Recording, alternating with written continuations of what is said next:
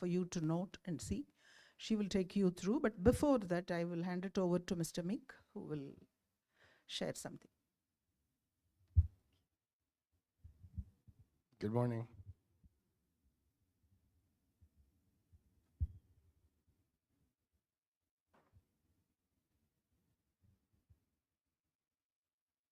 Mira asked me to share something. Is that right?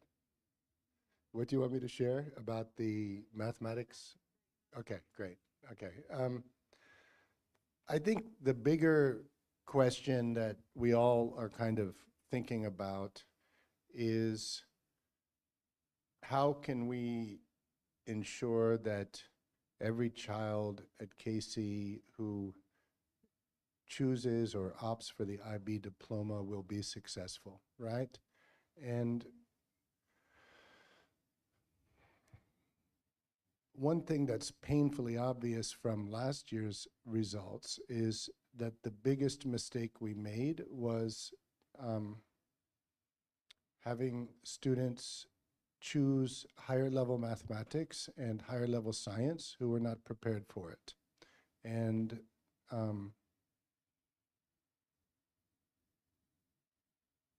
accepting kind of promises, don't worry, auntie, don't worry, sir, I'll do it, I'll catch up, I'll make up, etc., when actually we should have known better, that the data was telling us quite clearly that this learner does not have the background knowledge coming into grade 11 that is required to be successful in higher level mathematics in particular, but also physics and chemistry.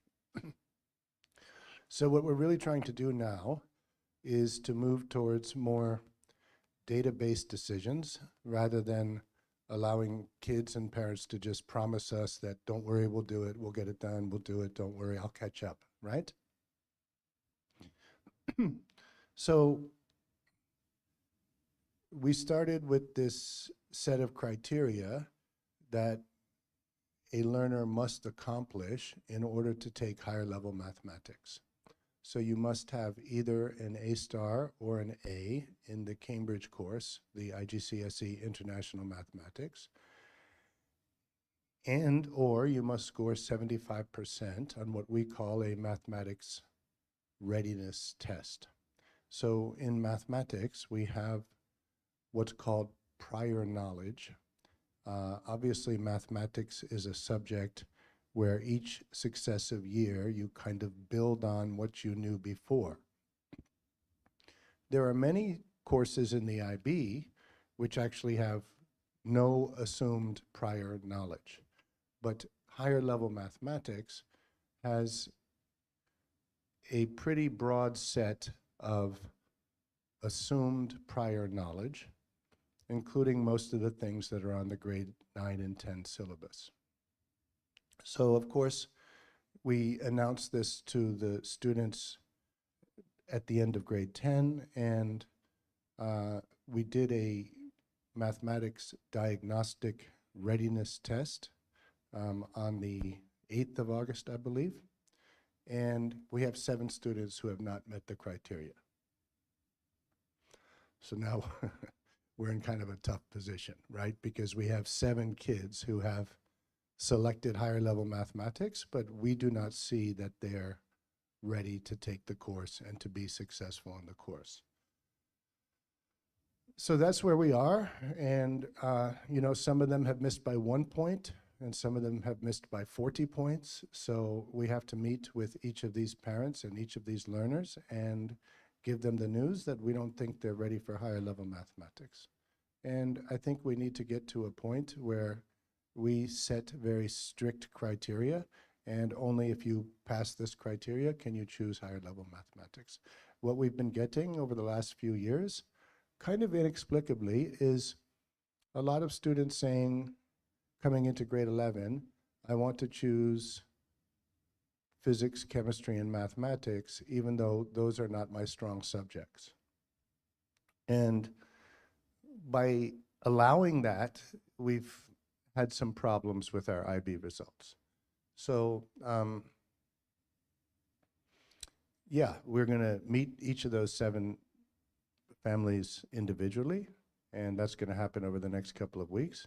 And we're going to come to a decision based on the data and what's best for the child and what's best for the school, okay? And now your children are already in the IB diploma, and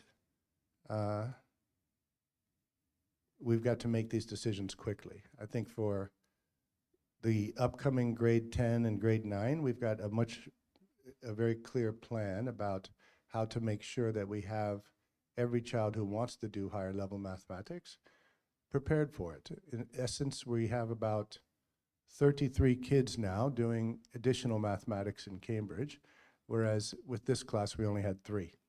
So we're pushing better preparation from an earlier age, and I think that's an important decision.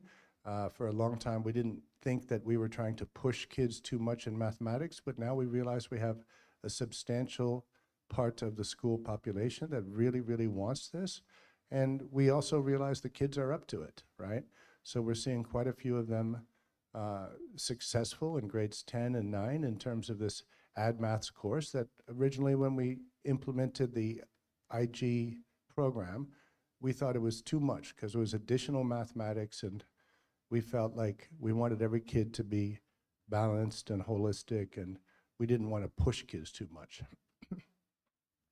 But that's where we are now in terms of our mathematics diagnostic. If you have any questions, I'll be happy to take them. What it comes down to more than anything else is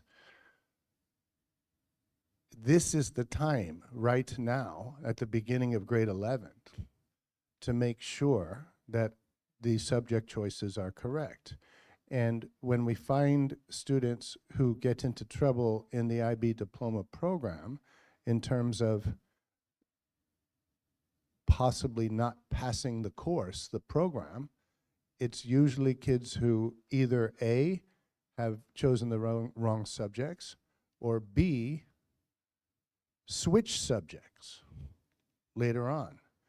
And, you know, obviously in December, we don't want your child to suddenly decide, oh, you know what, higher level maths was not the right subject for me, so I'd like to switch up to higher level economics and switch down to standard level mathematics, because those are the students that obviously they've missed several months of preparation in the right course.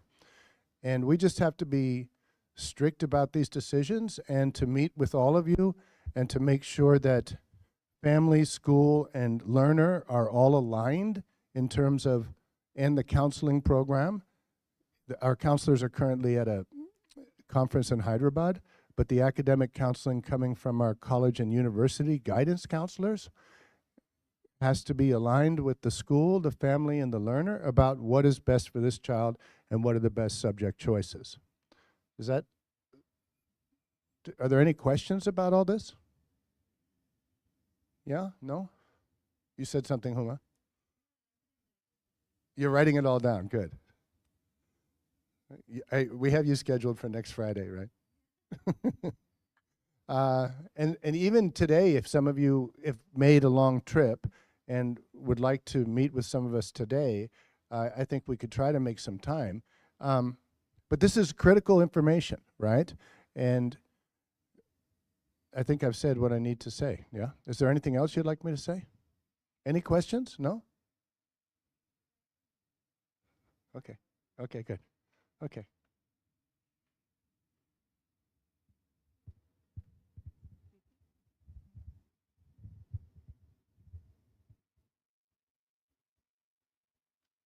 Could do manage back.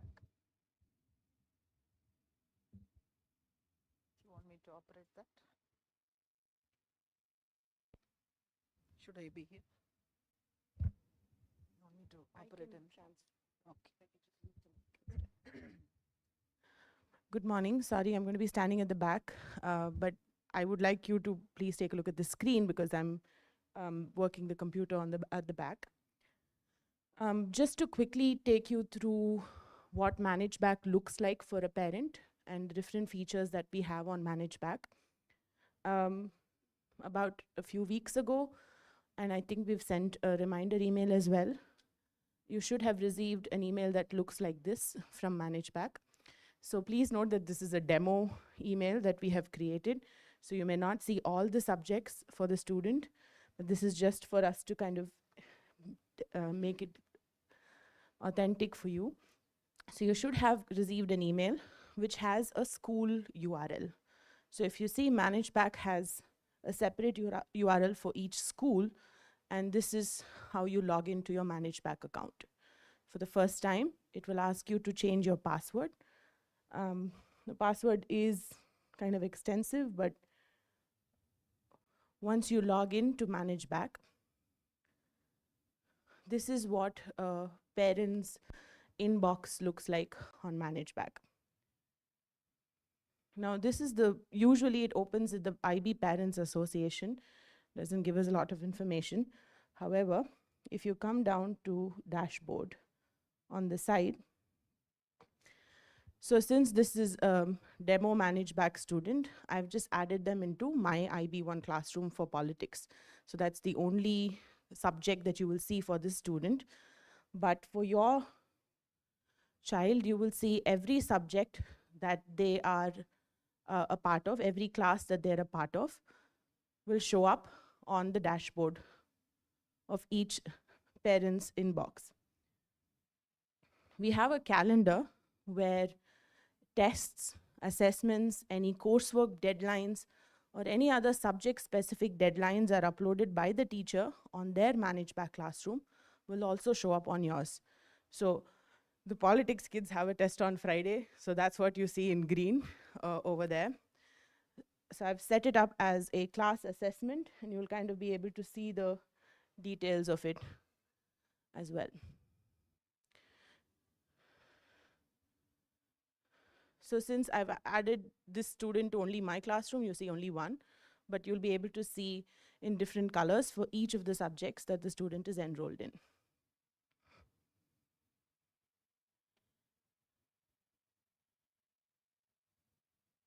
Upcoming tests and assessments are also shown like this. It says NA at the end because I've not entered a grade yet.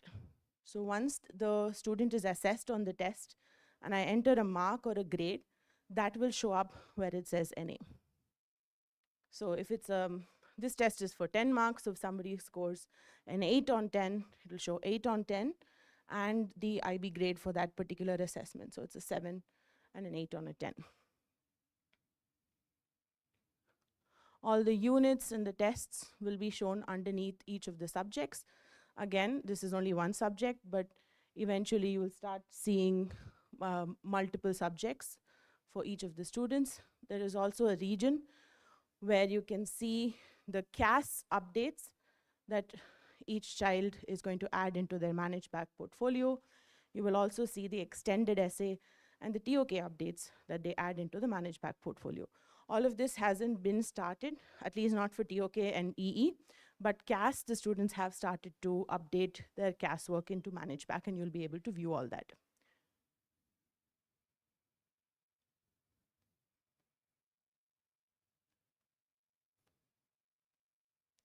One kind of nice thing about ManageBack is it has a very nice app, and it's very user-friendly, and you can get faster updates on your mobile using the app.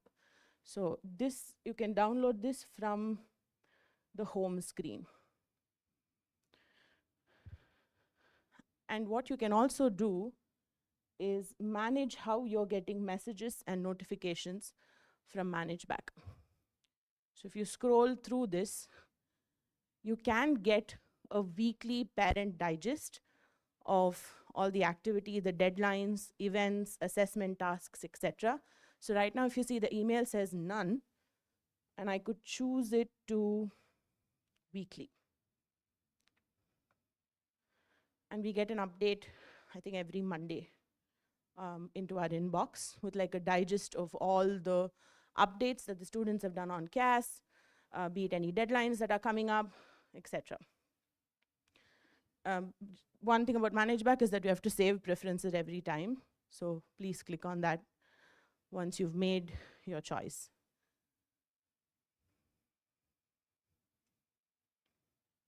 Any files updated to the student's portfolio will be visible here. We do this for TOK, and for some of us use it for extended essay as well, but it is extensively used for CAS. You'll be able to see all the CAS updates in the dashboard itself.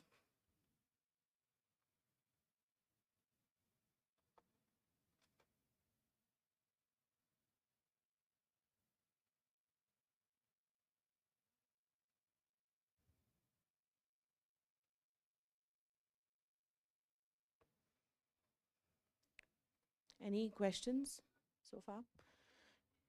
If you have any issues in using ManageBack, if you have any questions, you could direct it to us at hs@kchi, and we'll get back to you as quickly as we can.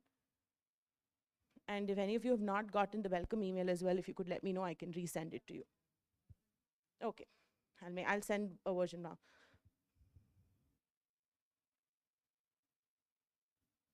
Yeah, okay, thank you.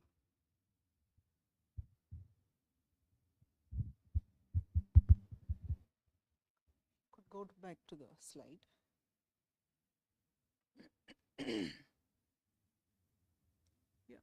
Some quick updates. In the last 1 month, we have had one field trip, ESS field trip to the Bay of Life, and then IB News. I'm sure all of you received it, the newsletter. It's a monthly newsletter. Most of the content is produced by the students, and they share their stories, learning journey. Then the UGC department had one Campus France session for the students and parents. Student council elections are happening for the first round. The core committee elections are happening on the 29th of this month. And the next coffee morning is going to be on Tuesday, 19 September, where students will be making a presentation. So I welcome all of you for that. That's it from us. In the next half an hour, you could meet with teachers. Ms. Aarti is available, Raji is here, Preeti is also here, myself, and anybody wants to meet Mr. Mick, we can go ahead. Thank you.